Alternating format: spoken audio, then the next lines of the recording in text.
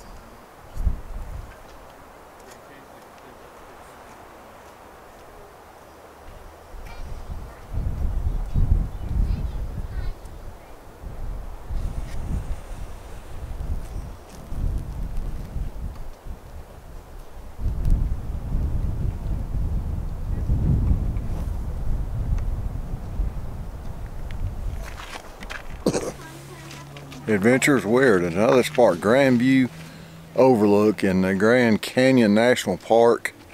I'm not going to say much here other than just going to spin around, let you see some of what I'm looking at right here. It's absolutely gorgeous on this side, and the wind once again is not whipping like it was over on the south rim. But just look at what we're seeing today, Adventures. Just no words can describe what you're looking at here at the Grand Canyon. One of God's natural wonders.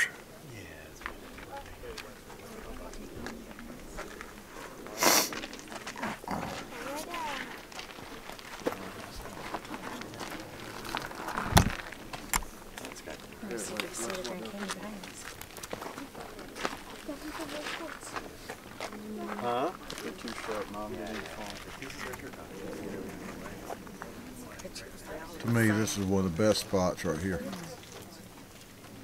Just look at those colorations.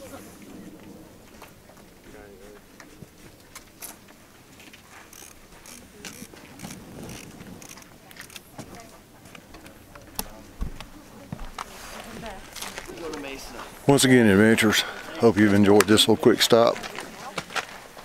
And we'll look forward to bringing you even more as the day goes on. For now, signing off. Adventurers, we are going to end our Grand Canyon National Park tour today at a last spot here. It's the Tucson Museum and Ruins.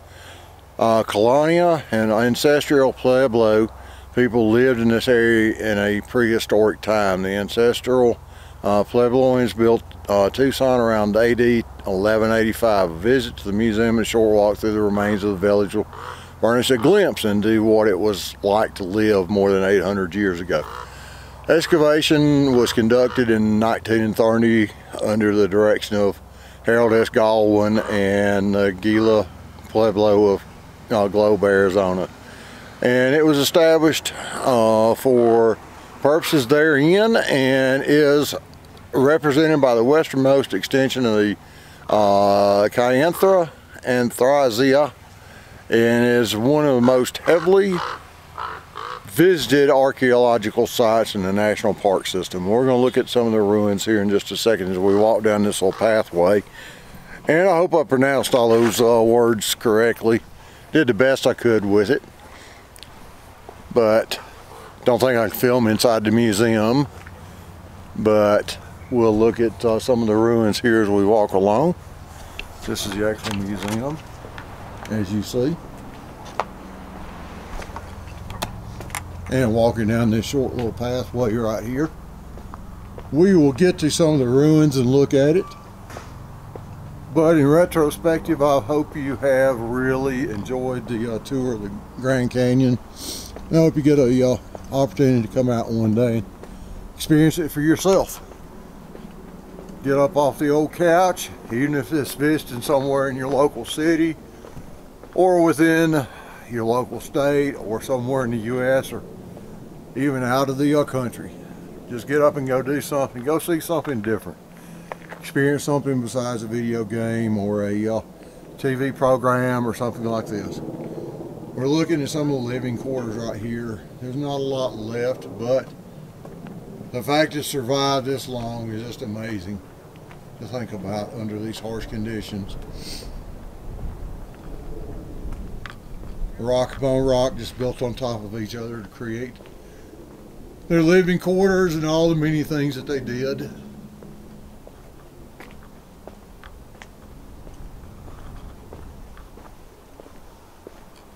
Their food all came from the lands or what they produced. And more revegetation area here. Even had storage rooms to store all their their food and their goods and whatever they needed and used every day. A large kiva with a ceremonial room, a basic structure developed in the pit houses. And they had ceremonies which usually held in the plaza. And you see that circular area here as I pan around. There's no telling how many of these ruins are throughout the Grand Canyon that still have not been discovered, simply because so much of the Grand Canyon is not accessible. So it's vast areas, and when the first explorers did it by foot, by horseback, by homemade boats or canoes or whatever methods they used in those days, brought us to today. How we've got drones, we've got airplanes, we've got helicopters, we've got rafts that can take you down that Colorado River through those 25-mile-plus-per-hour rapids and come out on the other side unscathed, unlike the early explorers that lots of them lost their lives here in the Grand Canyon exploring it those many hundreds of years ago. And not to mention the native people to the Grand Canyon. But I want to pan around here one last time, let you see a little bit of this. I'm going to get back in the old truck and head on back to my Route 66 journeys. Hopefully get started back on that either today or tomorrow. But in retrospect, I hope you thoroughly enjoyed the opportunity to spend a little bit of time with me here as we walked around and as we looked at parts of the Grand Canyon.